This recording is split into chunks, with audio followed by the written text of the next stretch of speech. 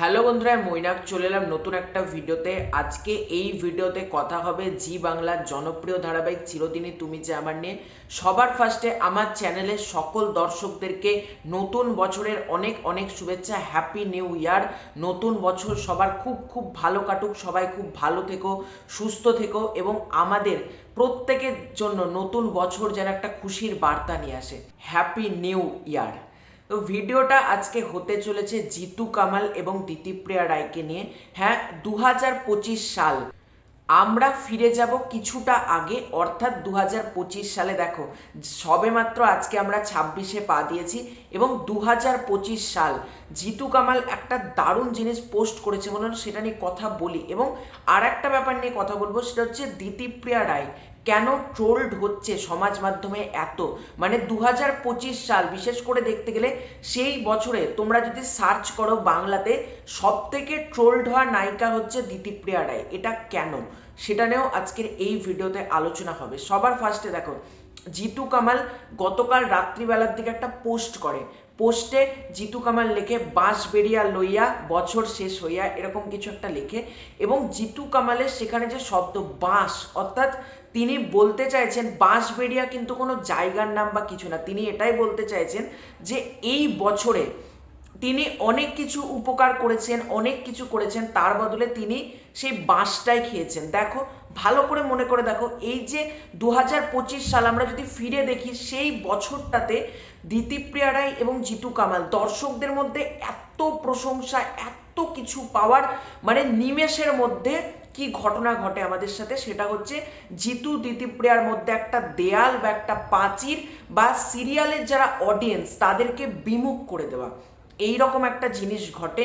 এবং জিতু কামাল সেটাই বলছেন যে বাঁশ খেয়েছে, অর্থাৎ জিতু কামাল তোমরা নিজেরাই মানে মনে করে দেখো, সে কিন্তু বারবার দিতিপ্রিয়ার সাথে চেয়েছে মানে একসাথেই কাজ করতে, এবং দিতিপ্রিয়া রায়ের সাথে তার কিন্তু কাজ করতে কোনো আপত্তি নেই এখনো পর্যন্ত। যদি ধরো দিতিপ্রিয়া রায় গিয়ে বলে যে, মানে বলবে তো নাই, যদি ধরো বলে জিতু কামাল কিন্তু অবশ্যই কাজ করবে। এটাই জিতু কামালের মধ্যে যে একটা পজিটিভিটি, সেটা হলো সব থেকে বড় কথা।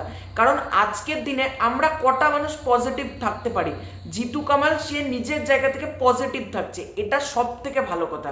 মানে পজিটিভ জিনিস থাকাটাই সবসময় ক্ষেত্রে আমি মনে করি উচিত। এবং বাঁশ দেখো, সে প্রতিবার সত্যি, তার কথার মধ্যে থেকে তো এরকম কিছু না সে কাউকে পোক করলো বা সে কাউকে, সে সত্যিই বাঁশ খেয়েছে। সে বারবার দিতিপ্রিয়া রায়কে মানে বিশ্বাস করেছে, মানুষের উপকার করতে গেছে, বদলে সে বাঁশ খেয়েছে।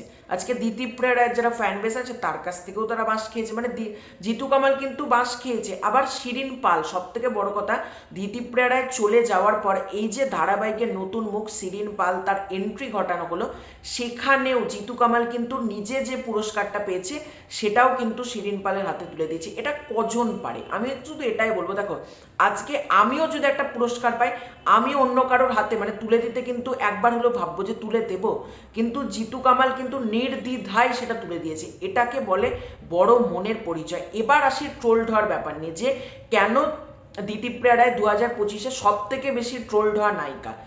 এই উত্তরটা তোমরা জিতু কামালের কথার মধ্যে দিয়েই পেয়ে যাবে। জিতু কামাল কিন্তু অনেকবার বলেছে বোকারা বারবার ভুল করে, আমিও পড়ি বোকাদের দলে, অনেকবার বলেছে নাম না করে বা নানাভাবে বলেছে সে, কিন্তু সেখান থেকেই তোমরা হিন্ট পেয়ে যাবে। দেখো, একটা মানুষ, আজকে দিতিপ্রিয়া রায় খুব ভালো অভিনয় করে, এটা আমিও মানি, তুমিও মানো। আজকে যারা জিতু কামালের ফ্যান বা জিতু কামালকে যারা ভালোবাসে বা যারা তার অডিয়েন্স, তারা এটা প্রত্যেকে মানে দিতিপ্রিয়া রায় ভালো একজন অভিনেত্রী। কিন্তু অভিনয় ভালো করলেই সবসময় যে মানুষ রেসপেক্ট করবে এটা কিন্তু না। আজকে অভিনয় যে কেউ ভালো করতেই পারে, কিন্তু মানুষের মন জয় করার জন্য চাই ভালো ব্যবহার, মানে মানুষের কাছে ইমেজটা ভালোভাবে ক্রিয়েট করা, একটা স্বচ্ছ ইমেজ তৈরি করা। আজকে জিতু কামাল সে কিন্তু করতে পেরেছে। আজকে দর্শকদের কেন ক্ষোভ দিতিপ্রিয়া রায়ের ওপর, এখান থেকেই স্পষ্ট। কারণ দিতিপ্রিয়া রায় বারবার কিন্তু অহেতুক জিতু কামালের দিকে মানে তেড়ে গিয়েছেন, জিতু কামালের নাম করে নানান সময় নানান কথা বলেছেন। মানে একটা ফিমেল ভিকটিম কার্ড বা আজকে মহিলা ভিকটিম কার্ড যেটা হয়, সে কিন্তু বারবার প্লে করে গিয়েছেন। সে মানে জিতু কামালকে বার করার জন্য সে অনেকবার চেষ্টা করেছেন। দেখো, অভিনয় একদিকে, মানুষের কাছে ইমেজ তৈরি করা হলো আরেকদিকে। আজকে জিতু কামাল, আমি কথার কথা ধরছি, সে ধরো অভিনয় করছে না বা অভিনয় থেকে যদি কিছু বছরের জন্য গ্যাপ নিল, দর্শকদের কিন্তু রেসপেক্ট কমবে না কোনো অবস্থাতেই, কারণ তার ইমেজটা দর্শকদের কাছে প্রচণ্ড ভালো। আজকে দিতিপ্রিয়া রায় এই কারণেই ট্রোলড হয়েছে, তার কিছু কথাবার্তা, তার কিছু মুভমেন্ট, জিতু কামালের যারা ফ্যান বেস তাদেরকে সে অ্যাটাক করেছে, তার মাধ্যমে সে অনেকবার অনেক কিছু পোস্ট করেছে, অনেকের সামনে ফিমেল মানে মহিলা ভিকটিম কার্ড খেলে বোঝাতে চেয়েছে জিতু কামাল প্রচণ্ড খারাপ একজন ব্যক্তি, এইটা বোঝাতে গিয়েছে। কিন্তু এইটা যখন সে প্রুভ করতে পারেনি তখন সে নিজেই সিরিয়াল থেকে ছেড়ে দিল।